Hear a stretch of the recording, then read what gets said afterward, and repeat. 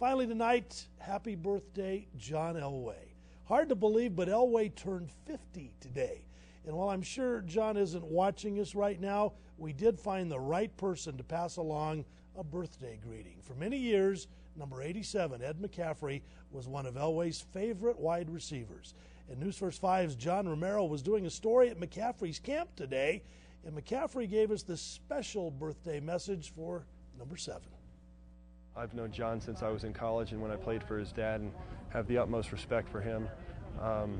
He made my professional experience what it was, being able to play with that guy. True leader, true professional. Hard to believe he's 50. Now I'm really feeling old. But John, happy birthday, and I wish you all the best. Hopefully I'll see you soon. Well, I hope John heard that. Now, I'm with Ed. I'm also feeling old right now, and I'm older than both of those guys. But it got me reminiscing a bit. I love to reminisce, so I started digging through the archives tonight and found a piece that I did on Elway at the 1984 Broncos training camp in Greeley. That was Elway's second year. Now, I'm not going to show you the whole thing, but here's how the story started. I'm sure you'll get a few laughs out of this. Aye, Brown 88! 1983 was John Elway's year in Greeley. Things have changed this year. The Elway Watch is no longer underway, and that in itself should make for a much better year for John.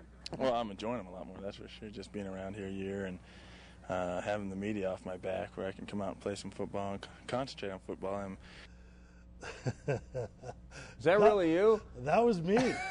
Yeah, those were a couple of kids. I tell you what, John Albert Elway, Jr., I might add, born June 28th, 1960, Port Angeles, Washington. Lee Douglas was born about 6 years before that. Mike? Lee, here's a look at your weather headlines for the week, and it's